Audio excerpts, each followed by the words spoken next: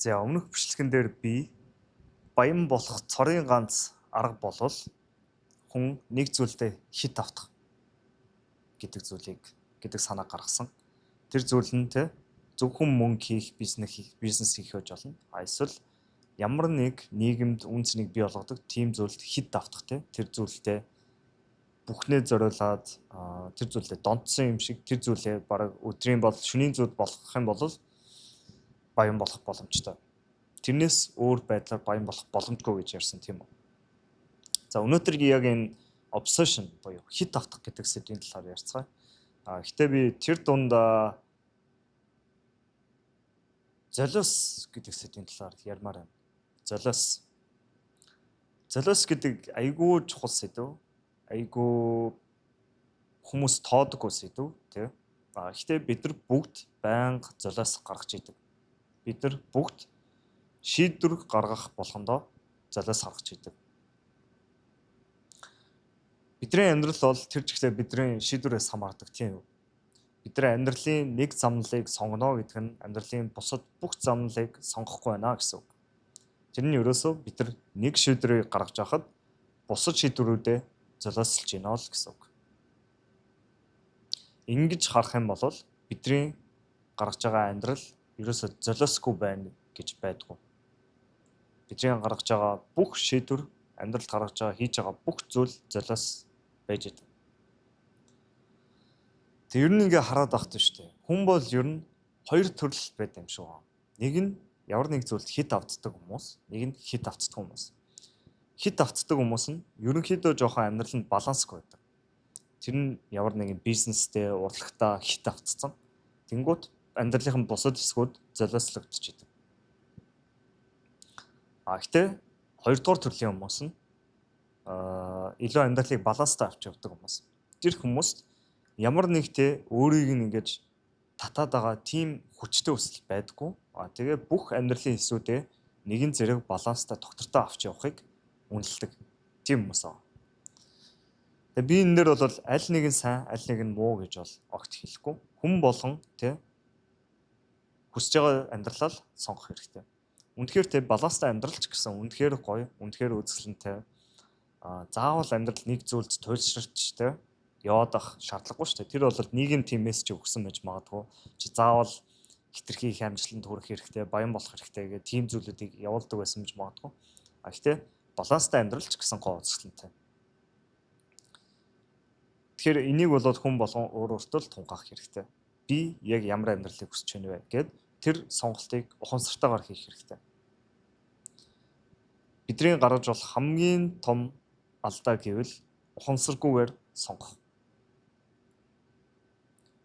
Ухамсаргүйгээр бид нар аль нэг амьдралыг нь сонгох юм бол бидний амьдрал тэр чигтээ золиослогдож байна гэсэн үг. Золиос гэдэг дээр ямар нэг зүйлд хит авсан хүмүүс золиос гаргаж байгаа гэдэг бол бид нар мэддэг тийм үү. Амьдралынхаа бусад хэсгийг золиослдог. Гэхдээ баланстай амьдралыг авч явж байгаа хүмүүсийг бид нар золиос гарахгүй байна гэж боддог. Тэр бол худлаа. Амьдралаа баланстай авч явж байна гэдэг чинь нөгөө амьдралаа золиослж байна гэсэн үг. Нөгөө нэгдүгээр төрлийн хүмүүстэй амьдралдаа тийм хүмүүсийн хүрээгүй газар хүрж байгаа тийм амьдралыг золиослж иж баланстай амьдралыг олж авч байгаа. Бид нар нэг зүйлд хит автаад тэнцэнээс ингээд үүсч болох боломжтой амьдралууд байгаа шүү дээ. Янз бүрийн баян болж болно, алдар нэрт хүрч болно. Эсвэл урлагийнхаа түвшинд ямар нэг гүнзгий түвшинд хүрэх ч юм уу тийм зүйлүүд хүрч болно. Гэхдээ баланстай амьдралыг сонгож байгаа хүмүүс тийм амьдралд хүрэх боломжийг золиослж байгаа гэдэг бодох хэрэгтэй. Тийм болохоор би яг аль амьдралыг сонгож байгаа вэ гэдгээ ухамсартай бодох хэрэгтэй. Тэг яг зарим хүмүүс асууж иж магадгүй л дээ. Бид нар яагаад амьдралд хүссэн бүхнээ авч болохгүй гэж. Энэ бол айгүй гоё асуулт. Бид нар яагаад амьдралдаа хүссэн бүхнээ аваад ганц золиос гарахгүй байж болохгүй гэж. Энэ бол миний хувьд бол боломжтой гэж бодож байна. Гэхдээ хариулт нь жоохон нюанстай. Бид нар амьдралдаа өсөж байгаа бүх зүйлийг нэг дор авч чадахгүй. Бидэрт амьдралдаа хүсэж байгаа тэр хүмүүсээ, мөнгөний байдлаа, карьераа, хоббигоо, сүнслэг байдлаа бүгдийг нэг зэрэг олж авч чадахгүй ч гэсэн бид нар ганцхныг л хүсч ивэл те. Ганцхныг нь л хүсч ивэл яаж хийж агаад тэрнийхээ учрыг олж чадна. Хамгийн гол нь бид нар ганцхан зүйлийг л хүсэх хэрэгтэй. Ерөөсөө бидний асуудал нь хитрхи олон зүйл хүсэж байгаа л гол асуудал. Бид нар ганцхан зүйлийг хүсч ивэл тэр зүйлийг яаж хийж агаад олж авч чадна. Тэр зүйлтертэй холбоотой бүх мэдээлэл, подкаст, номнуудыг уншина. Тэр зүйлтэйгээ холбоотойгоор ментор олж авна. Тэр хүнээр өөрийгөө чиглүүлнэ. Тэр зорилгот ч хүрсэн. Өөрөөс чинь илүү дор нөхцөл байдлаас хүрсэн хүмүүс байгаа. Тэр хүмүүс хийж чадж байгаа бол танд ч гэсэн чадахгүй байх гэсэн шалтгаан байхгүй. Яг л шаардлагатай бүх алхмуудыг нь аваад тэр зорилготоо өдөр болгон ойртож байгаагаа мэдж байгаа цагт чармаалтаа гаргаж байгаа цагт тэр зүйлдээ заавал хүрнэ. Гол нь тэр зорилготоо хүрэх бид нар төлбөрийг нь төлөх ёстой. Амьдралд үнэгүй зүйл гэж байхгүй. Бид нар ямар нэг амьдралдаа ямар нэг үр дүнд хүрэх гэж байгаа бол тэрнийхээ төлөөсийг золиосыг гаргах хэрэгтэй. Тэгээ ихэнх хүмүүс золиос гаргаж чаддгүй болохоор л амьдралдаа тэр хүсэж байгаа том зүйлд хүрч чаддгүй.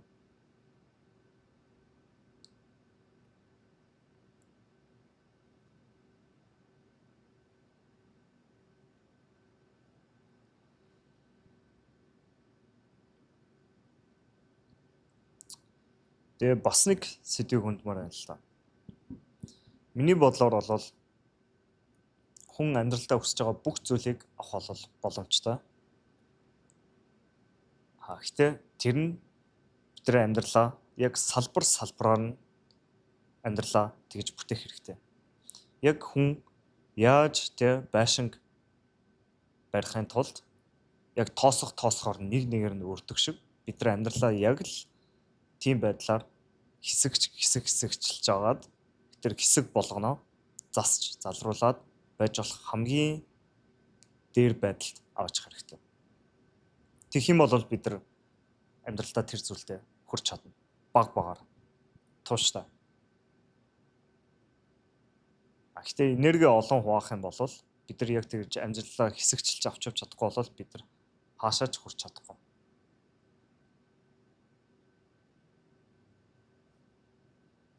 Тэгээ бас нэг зүйл нь бид нар амьдралдаа хүссэн бүхнээ авах гэхээр хүмүүс энийг боломжгүй гэж хэлдэг тийм үү? Наа чин зөвхөн кинон дээр гардаг зүйл чи бодит байдалтай буу, бити хоосон бүрөөдөө баян болно, хүссэн бүхнээ аавна гэж юу яриад байгаа гэж хэлдэг байсан байж магадгүй. Ээж аав нар, найзууд, хажуу настай чи юу өөрийгөө хин гэж удаад байгаа юм бэ? Чи энэ зүйлийг хүртэх ясгүй, боломжгүй, бити мөрөөд гэсэн байж магадгүй. Энэ надаа айгүй гонхтой санагдаг. Миний бодлоор хүн амьдралд хүсэж байгаа бүх зүйлээ нэгчлэн авах боломжтой. Энэ яг цаг хугацаа орж магадгүй, энэ хичээл зүтгэл шаардаж магадгүй. Гэхдээ энийг ядчил боломжтой гэж харах хэрэгтэй. Бид нар боломжгүй гэж харах юм бол энэ зүйлийг хизээч эхлэхгүй. Тэгээд тэрийгэ шалтгаан болгоод өөртөө хайчдаг. Гэхдээ ядчил боломжтой хэцүү гэж харж байгаа бол энэ бол агц. Хэцүү гэдэг нь бол үнэн. Боломжгүй гэдэгтээ бол би санал нийлэхгүй. Энэ бол боломжтой. Гэхдээ хэцүү. Хичнээн хэцүү байсан ч гэсэн энэ зүйлийг бий болгох гэж энэ амьдралаа бүтээх гэж байгаа хичээл зүтгэл, чармаалт, туслуулж байгаа хөлс, нулимс тэр бүхэн маань үнцэнтэй. Тийм болохоор бид нар энэ амьдралаа бүтээх гэж хичээх хэрэгтэй. Яаж ч чигээр тэр амьдралдаа хүрэхгүй байсан ч гэсэн энэ үйл явцад гаргаж байгаа тэр хөлс, нулимс болгон үнцэнтэй, утга учиртай. Бид нар амьдралаа эргэж хараад би ийм амьдралыг бүтээх гэж хичээж явж исэн шүү дээ. Би бүхнээ зориулж исэн, би чадхаараа хичээсэн. Тэг хичнээн тийм амьдралыг бүтээгээгүй ч гэсэн бид нар эргэж хараад би ч бас бүр амар мөрөөдлийн амьдралаа бүтээгээгүй ч гэсэн ер нь л нэлийн төхөд очсон байж гэдгийг бид нар ойлгох байх. Одоо одод руу тэмүүлээд саран дээр буу гэдэг үг гэдэг шүү дээ. Тэр шиг бид нар одод руу байнга тэмүүлж явах хэрэгтэй.